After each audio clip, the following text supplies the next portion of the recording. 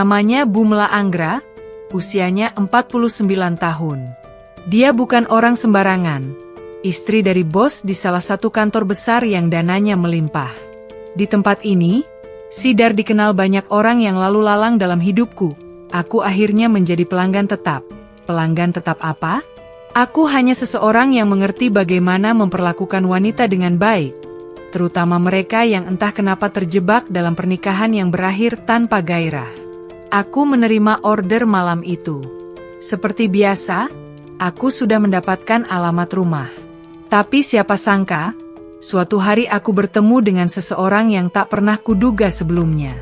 Ya, Bumela, istri dari bosku sendiri. Itu benar-benar di luar dugaan.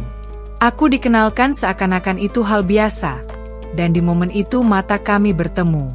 Seketika, aku bisa membaca ekspresi dan bahasa tubuhnya, dari senyumnya yang samar, dari sorot matanya yang berusaha menyembunyikan sesuatu. Aku sudah lama menjalani dunia ini, tahu kapan harus membaca situasi, dan begitulah awal mula kisah ini dimulai. Aku masih ingat betul malam itu. Bosku sedang berada di luar negeri untuk urusan bisnis, meninggalkan kantor selama beberapa hari. Biasanya, saat seperti ini, kantor terasa lebih santai, tidak ada tekanan dari atasan langsung. Malam itu, seperti biasa, aku menunggu orderan dari perantara yang selama ini mengatur jadwalku. Pekerjaan sampinganku ini bukan hal yang umum, tapi juga bukan sesuatu yang terlalu kotor menurut pandanganku. Aku hanya menyediakan hiburan, menjadi teman bagi wanita-wanita kaya yang ingin menghabiskan malam dengan seseorang yang bisa menghibur mereka. Aku sudah terbiasa dengan ritme ini. Biasanya, pesanan yang datang dari perantara selalu sama. Wanita-wanita berkelas, ramah, dan menyenangkan. Tapi malam itu berbeda. Saat mataku bertemu dengan matanya, waktu seakan berhenti. Aku melihat keterkejutan di wajahnya, dan aku sendiri merasa seperti terjebak dalam situasi yang absurd. Aku tahu siapa dia. Dia adalah Bumela, istri bosku sendiri. Perantaraku tampak santai, seolah ini hal biasa. Aku, di sisi lain, berusaha tetap tenang, tetapi otakku sibuk menganalisis semua kemungkinan buruk yang bisa terjadi. Bagaimana jika ini jebakan? Bagaimana jika dia melaporkan aku kepada suaminya? Aku kehilangan kendali atas situasi ini. Aku harus berpikir cepat, melakukan sesuatu yang belum pernah kulakukan sebelumnya. Aku mencoba menenangkan diri dalam hati, berharap aku tidak sedang menggali lubang untuk diriku sendiri. Malam itu, kami berenam melaju menuju tempat hiburan yang sudah dipilih. BMW milik Bumela melaju mulus di jalanan kota. Lampu-lampu neon berpendar di kaca depan, menciptakan bayangan warna-warni di dashboard mobil. Di bangku belakang, dua wanita yang dikirim oleh perantara kami tampak sibuk mengobrol. Mereka seolah tidak peduli pada atmosfer canggung yang menggantung di kursi depan, antara aku dan Bumela. Sejak kami masuk ke mobil, tidak ada satu kata pun yang keluar dari mulut kami. Aku melirik ke arahnya beberapa kali, tetapi dia hanya menatap lurus ke depan. Bibirnya sedikit mengatup, seakan-akan ada banyak hal yang ingin dia katakan, tetapi tertahan di ujung lidahnya. Aku sendiri tidak tahu harus berkata apa. Situasi ini terlalu absurd untuk dihadapi dengan santai. Biasanya, aku bisa dengan mudah menyesuaikan diri dengan klien, bersikap ramah, menciptakan suasana nyaman. Tapi kali ini berbeda. Kali ini, yang duduk di sampingku adalah istri bosku sendiri. Aku tidak tahu apa yang akan terjadi selanjutnya. Diam. Hanya ada suara musik pelan dari radio mobil yang seakan memperparah suasana canggung di antara kami. Setibanya di tempat hiburan, teman-teman Bumela larut dalam euforia malam. Minuman beralkohol mengalir, tawa dan obrolan semakin cair. Aku tetap bersikap profesional, mencoba menyesuaikan diri. Seharusnya, aku bisa lebih santai menghadapi ini, tetapi dia tetap diam, dan aku merasakan ketegangan yang semakin besar. Kami duduk di tempat yang letaknya hanya bersebelahan dengan tempat hiburan tadi. Semua berjalan sesuai rencana bagi mereka yang sudah terbiasa dengan dunia ini. Teman-teman Bu Mela terlihat semakin akrab dengan pasangan masing-masing, bercanda dan tertawa tanpa beban. Mereka seolah tahu apa yang akan terjadi setelah ini, mengalir saja menikmati malam seperti biasa. Tapi aku masih terjebak dalam dilema yang tak kunjung reda. Ruangan terasa sunyi selama beberapa saat hingga akhirnya suara lirihnya memecah keheningan. Andre, aku nggak nyangka kalau kita bisa bertemu dalam keadaan seperti ini. Nada suaranya datar, tetapi aku bisa merasakan gelombang perasaan yang tersembunyi di baliknya. Aku menelan ludah, berusaha menenangkan diri dari kegugupan. Keringat dingin mulai membasahi telapak tanganku. Ini adalah kebiasaanku ketika merasa terjebak dalam situasi sulit. Saya juga, Bu. Jawabku singkat, hampir tanpa ekspresi. Dia menoleh ke arahku, menatapku dengan sorot mata yang sulit kubaca.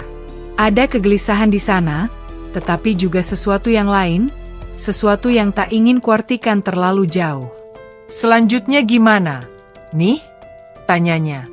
Entah benar-benar bingung atau hanya berpura-pura untuk mencairkan suasana. Aku menarik napas, mencoba merangkai kata yang tepat. Terserah ibu saja. Saya ikut, tapi tolong, Bu, jangan sampai suami ibu tahu. Bisa-bisa saya dipecat olehnya. Dia menatapku lekat, lalu tertawa kecil. Tawa yang tidak benar-benar mencerminkan kegembiraan. Ada sedikit kegetiran di sana. Kamu ini bagaimana sih, Andre? Katanya pelan. Justru ibu yang minta tolong sama kamu. Jangan sampai suami ibu tahu masalah ini. Kalau sampai ibu dipecat dari posisi istri, ibu mau kemana? Kami saling diam untuk beberapa saat. Kemudian, tanpa banyak kata, kami akhirnya mencapai kesepakatan yang hanya bisa dibuat oleh dua orang yang terjebak dalam situasi seperti ini. Sebuah janji. Janji bahwa tidak ada yang boleh tahu tentang malam ini. Dan malam itu pun menjadi awal dari sesuatu yang harus tetap terkubur dalam rahasia. Malam semakin sunyi, hanya terdengar suara pendingin ruangan yang berhembus pelan di dalam kamar hotel. Bu Mela bangkit dari tempat duduknya. Langkahnya pelan tapi pasti. Aku bisa merasakan tubuhku semakin tegang saat dia mendekat, lalu duduk di sampingku. Jarak di antara kami begitu dekat hingga aku bisa mencium aroma parfumnya yang lembut, bercampur dengan sesuatu yang lain. Sesuatu yang lebih personal, lebih intim. Aku menelan ludah. Jantungku berdetak lebih cepat dari biasanya. Aneh. Ini bukan pengalaman pertamaku dalam situasi semacam ini. Bahkan mungkin sudah ratusan kali aku menghadapi berbagai macam wanita. Wanita kesepian, wanita haus perhatian, wanita yang hanya ingin merasakan sesuatu yang berbeda dari rutinitas mereka. Biasanya, aku bisa dengan mudah menyesuaikan diri, menjalankan peranku tanpa banyak berpikir. Tapi malam ini berbeda. Ini bukan sekadar pekerjaan biasa. Ini istri bosku sendiri. Aku yakin bisa memberikan apa yang dia inginkan malam ini. Kenyataan ini semakin jelas bahwa dia yang mendekatkan diri padaku. Entah pesona, entah aura khasnya yang membuatku ingin lebih mengenalnya. Dia bosku. Mana mungkin aku menyia-nyiakannya? Menit-menit berikutnya, semua hal yang seharusnya kupikirkan lenyap begitu saja. Lupa bahwa dia adalah istri orang. Lupa bahwa suaminya adalah bosku. Lupa akan risiko yang mungkin terjadi di kemudian hari. Yang ada di pikiranku saat itu hanyalah satu hal. Aku kembali pada duniaku, dunia di mana aku tahu peranku. Dunia di mana aku paham apa yang harus kulakukan. Aku hanyalah seorang pria yang sedang bekerja secara profesional, memastikan bahwa klien mendapatkan apa yang mereka cari. Dan Bu Mel, aku harus mengakui bahwa dia adalah wanita yang begitu sabar dan romantis. Ada kelembutan dalam setiap gerakannya. Ada sesuatu yang berbeda dari klien-klien yang pernah kutemui sebelumnya. Tapi baru saja aku bersiap untuk membawa semuanya ke tahap yang lebih dalam. Suara nyaring dari telepon memecah keheningan. Bumel terdiam lalu menghela napas panjang sebelum akhirnya meraih ponselnya dengan gerakan malas. Aku menahan napas, menunggu reaksinya. Dari ekspresi wajahnya yang sedikit jengkel, aku tahu bahwa panggilan itu bukan sesuatu yang dia harapkan. Dan benar saja, suara dari seberang telepon berasal dari seseorang yang telah menyelesaikan babak penyisihan, sementara kami baru saja akan memulai. Aku hanya bisa tersenyum miris dalam hati. Malam ini ternyata masih penuh kejutan. Bumel masih menempelkan ponselnya di telinga. Wajahnya tampak sedikit kesal.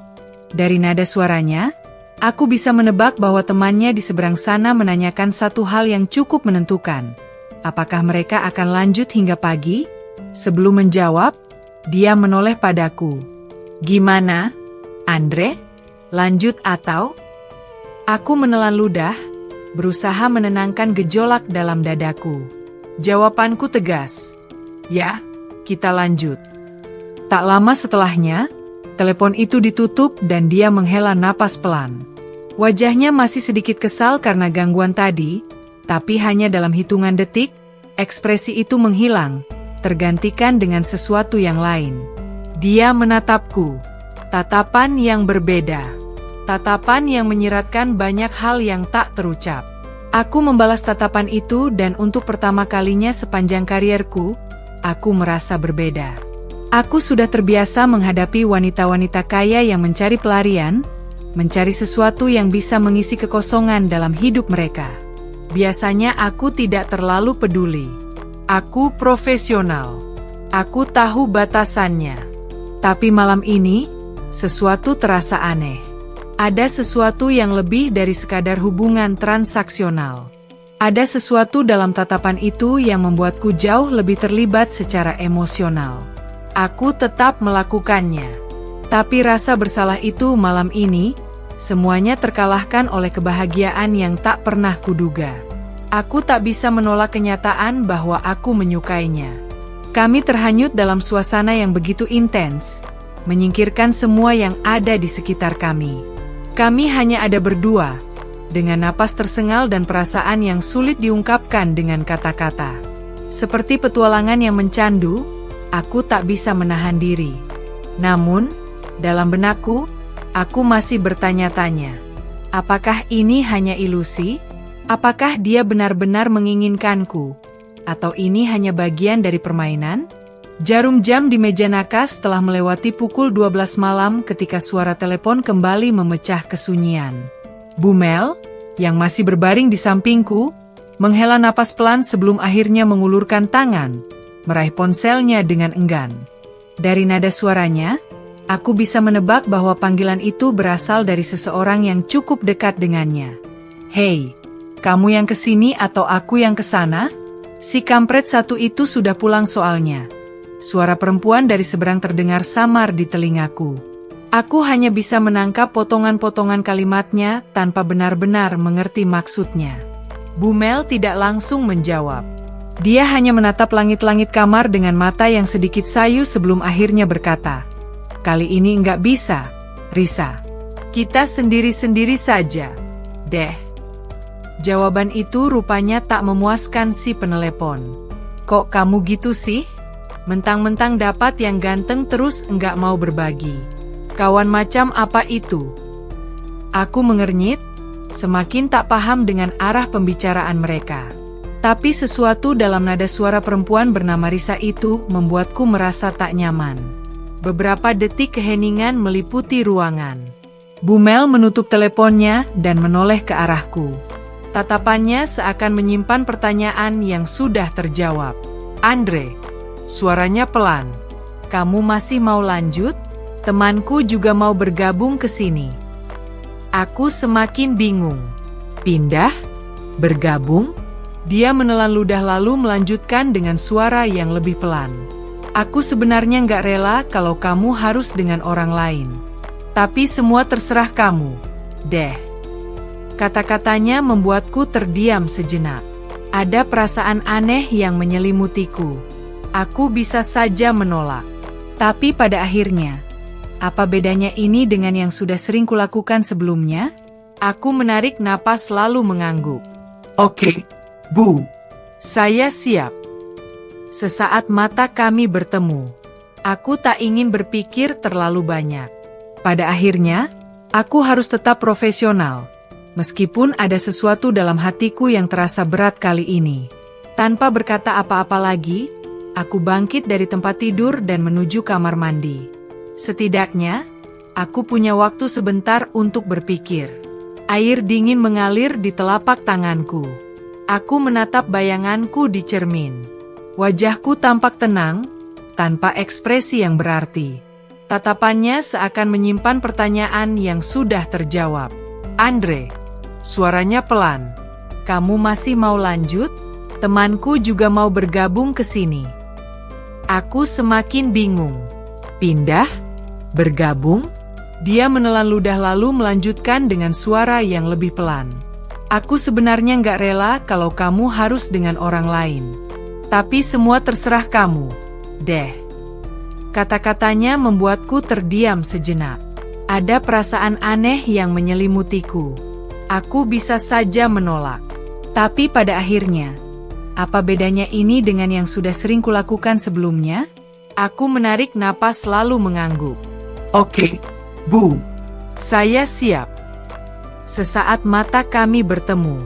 Aku tak ingin berpikir terlalu banyak. Pada akhirnya, aku harus tetap profesional. Meskipun ada sesuatu dalam hatiku yang terasa berat kali ini. Tanpa berkata apa-apa lagi, aku bangkit dari tempat tidur dan menuju kamar mandi. Setidaknya, aku punya waktu sebentar untuk berpikir. Air dingin mengalir di telapak tanganku. Aku menatap bayanganku di cermin. Wajahku tampak tenang, tanpa ekspresi yang berarti. Tapi di dalam benakku, aku tahu bahwa malam ini terasa berbeda. Bukan karena apa yang akan terjadi, tetapi karena dengan siapa aku mengalaminya. Bu Mel, seorang wanita yang selama ini ku kenal dengan citra sempurna. Istri seorang pria berkuasa yang selalu terlihat terhormat. Tapi sekarang, dia ada di sisi lain kehidupannya. Dunia yang penuh rahasia, jauh dari perhatian suaminya. Jauh dari kesan anggun yang biasa dia tunjukkan. Dan aku hanyalah seorang pria yang kebetulan terlibat di dalamnya. Bu Mel duduk di tepi tempat tidur, merapikan rambutnya yang sedikit berantakan. Ekspresinya tenang, tapi sorot matanya mengatakan sesuatu yang berbeda. Dia meraih tasnya sekarang tanpa banyak bicara, hanya mengangguk sebagai jawaban. Aku paham maksudnya. Ini hanya bagian dari pekerjaanku, tidak lebih. Tak ada yang berubah, tak ada yang perlu dikenang. Aku tidak bertanya apakah dia benar-benar percaya dengan kata-katanya sendiri. Aku juga tidak mencoba mencari arti lain dari ucapannya. Ini bukan pertama kalinya aku mendengar kalimat seperti itu. Tapi, untuk pertama kalinya, ada sesuatu yang terasa berbeda. Aku menarik napas dalam sebelum akhirnya melangkah ke kamar mandi. Air hangat mengalir membasahi tubuhku, seakan mencoba menghapus sisa-sisa kelelahan malam itu. Saat aku keluar dari kamar mandi, Bu Mel sudah pergi. Yang tersisa di sana hanyalah Risa dan temannya yang duduk di sofa dengan wajah lelah namun puas. Aku menghampiri mereka, membiarkan obrolan ringan mengalir tanpa perlu terlalu banyak berpikir. Malam itu belum sepenuhnya berakhir, dan sisa waktu yang ada kami habiskan dengan cara yang paling menyenangkan. Namun, pada akhirnya, kebahagiaan selalu memiliki batasnya. Ketika matahari mulai menampakkan diri di ufuk timur perlahan, aku menyadari bahwa semua yang terjadi malam itu hanyalah sementara. Aku membiarkan waktu membawa semua rahasia ini pergi bersama angin pagi. Andre, ketemu yuk. Kangen nih. Aku tersenyum tipis. Kangen? Aku tahu pasti apa yang sebenarnya dia rindukan.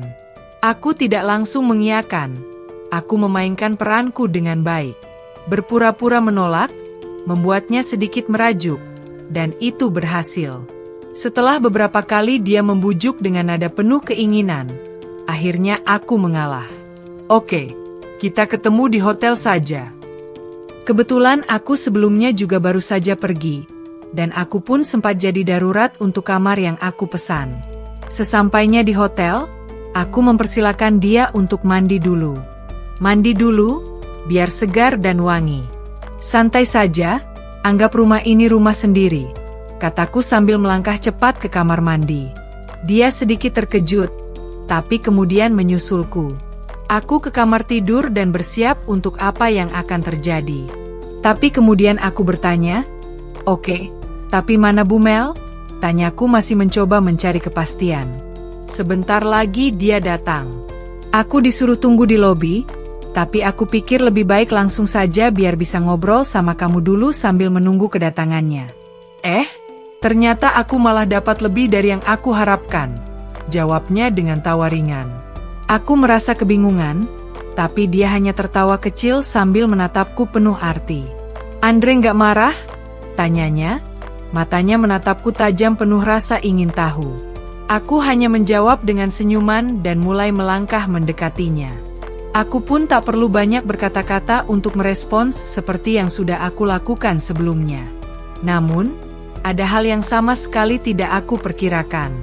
Ternyata, Mbak Sarah jauh lebih lihai dibanding Bu Mel. Dia membuatku terkejut dengan kecepatan kami menuju puncak, bahkan lebih cepat dari yang aku bayangkan. Hal itu membuatku terhanyut dalam momen tersebut, dan tanpa kusadari, semuanya berlangsung lebih cepat dari yang seharusnya. Sebenarnya, aku tidak ingin semuanya berakhir begitu cepat, apalagi karena perjalanan ini masih panjang. Jika aku sudah kelelahan sekarang, tentu saja energiku akan terkuras habis, dan aku akan cepat merasa lelah sebelum perjalanan ini benar-benar selesai.